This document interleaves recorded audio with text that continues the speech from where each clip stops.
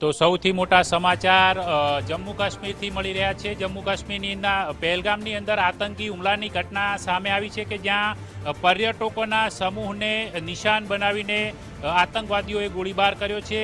જે બેસરણ ઘાટીનું જે પહાડી વિસ્તાર છે ત્યાં પર્યટકોના સમૂહને નિશાન બનાવવામાં આવે છે, જેની અંદર 2 પર્યટક ઇજાગ્રસ્ત થયાની પ્રાથમિક માહિતી અત્યારે આપણને મળી રહી છે। આ ઉપરાંત હજી પણ આ જે આંકડો છે તે વધી શકે છે તે પ્રકારની માહિતી સામે આવી રહી છે। જોકે આતંકી હુમલાની ઘટનાની જાણ થતાં જ સુરક્ષા દળો સમગ્ર વિસ્તારને ઘેરી લીધો છે અને આતંકીઓએ જે ફાયરિંગ કર્યું છે, ફાયરિંગ કરનાર આતંકીઓની શોધખોળ પણ હાથ ધરી છે। જોકે જે પ્રકારનો કાશ્મીરની અંદર અત્યારે વર્તમાન સ્થિતિ છે કે જેમાં છેલ્લા 2 અઠવાડિયાથી કઠુઆ અને હીરાનગરનો આસપાસનો વિસ્તાર છે કે જ્યાં આતંકવાદીઓ સતત ફાયરિંગ કરી રહ્યા હતા અને તે પૈકી કેટલાક આતંકીઓ ઠાર કરાયા હતા, પરંતુ હાલની જે ઘટના છે જે સૌથી પ્રસિદ્ધ પર્યટક સ્થળ છે પહેલગામ, ત્યાંથી આ સમાચાર મળી રહ્યા છે કે જ્યાં બેસરણ ઘાટી નજીક આ આતંકી હુમલાની ઘટના સામે આવી છે, જેમાં 2 પર્યટક ઇજાગ્રસ્ત થયા છે। જોકે આતંકવાદીઓએ પર્યટકોના જૂથને નિશાન બનાવીને ફાયરિંગ કર્યું હતું। જોકે આ ઘટનાને પગલે તાત્કાલિક અત્યારે જે સુરક્ષા એજન્સીઓ છે તે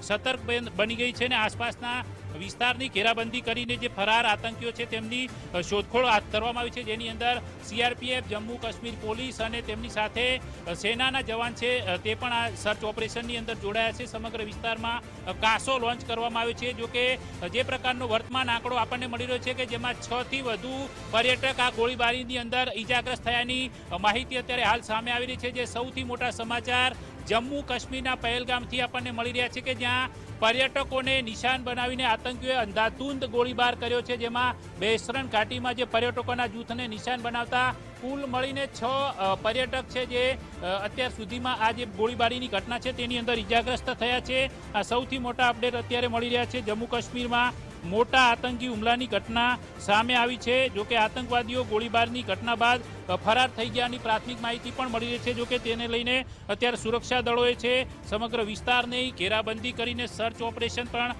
હાથ ધરી દીધું છે।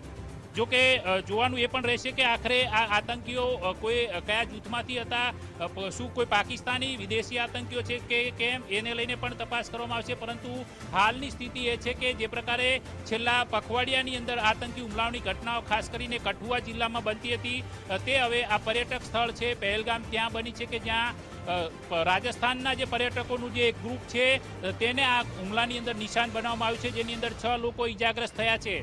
2 પર્યટક છે તે ગંભીર હાલતમાં છે। જોકે ઇજાગ્રસ્તોને તાત્કાલિક હોસ્પિટલની અંદર સારવાર માટે ખસેડવાની તજવીજ પણ હાથ ધરવામાં આવી છે। સમગ્ર વિસ્તારની ઘેરાબંધી કરી લેવામાં આવી છે। આ સૌથી મોટું અપડેટ જમ્મુ કાશ્મીરના પહેલગામથી મળી રહ્યું છે। પહેલગામ એક પર્યટન સ્થળ છે જ્યાં તાજેતરમાં મોટી સંખ્યાની અંદર છે પર્યટકો જે પહોંચેલા છે, કારણ કે જે પ્રકારે દેશમાં ગરમીનો માહોલ છે ત્યાં બધા વચ્ચે આ વિસ્તારની અંદર ઠંડક ભર્યો માહોલ હોવાને કારણે આ સિઝનની અંદર મોટા ભાગે પર્યટકો અહીં પહેલગામ પહોંચતા હોય છે।